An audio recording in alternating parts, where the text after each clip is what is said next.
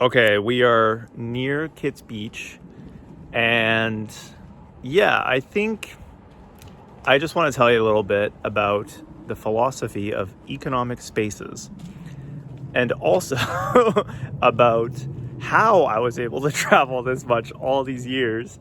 I might actually save that last part for another video, but I think so. The idea of economic spaces is basically that spaces get filled.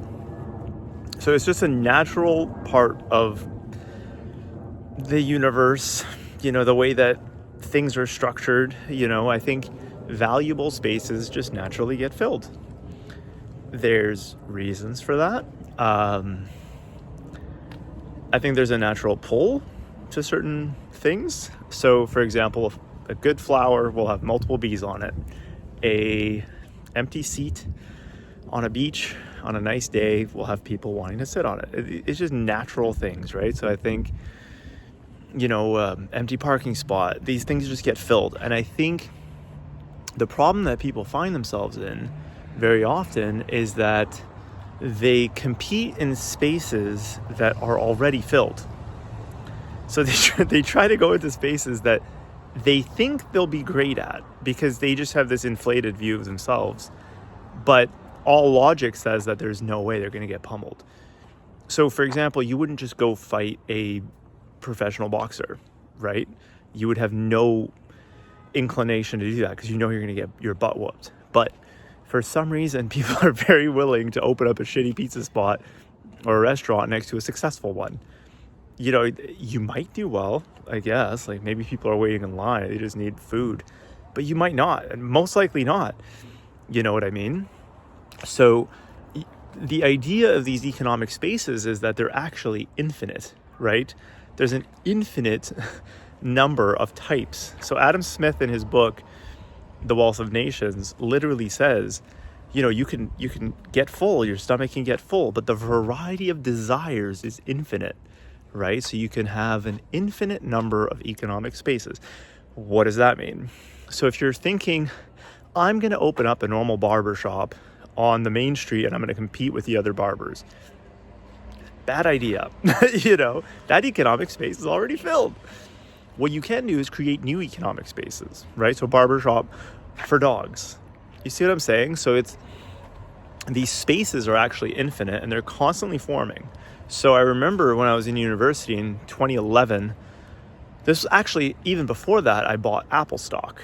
And my mentor at the time said, I was like 15 or 16. He's like, this is the greatest company. And it was zero debt, lots of money coming in, incredible revenue, zero capex, all this crap. I ended up working at Apple one day and they actually had posters that said zero capex. Funny enough. The point of it is, if you're actually following the stock market, new companies are always just spurting up. There's infinite number of economic spaces and things that people need. Once you make something and then somebody else needs that, and then, you might make a phone and then you're going to need phone salesmen. It is infinite. It truly is infinite. Anyways, back to the regular person. So you're thinking, I'm going to open up a barbershop. Okay, well, where? Right? Remember, every street is in essence an economic space. Wow, the lighting is terrible. I really need to figure this video stuff out. So with social media as well, it's like, I'm going to compete with Messi and Cristiano Ronaldo. No, you're not. You might compete with the funny guys, the funny soccer players, right? Or the funny basketball players.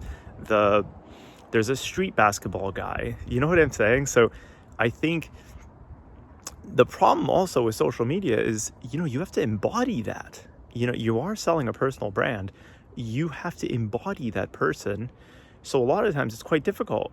You're trying to show them things that, they've already seen before. So you're competing with all the food guys.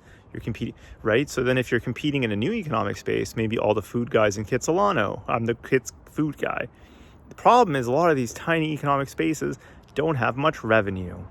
And that's where the limit comes in. So you don't want to compete in the big economic spaces that already exist.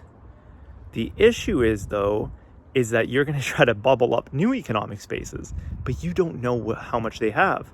You might go into niche economic spaces, but they might not be able to sustain you. And this is where the art comes in. truly, you should subscribe to this channel. There's no one else saying these things. Nobody. And that's my economic space philosophy.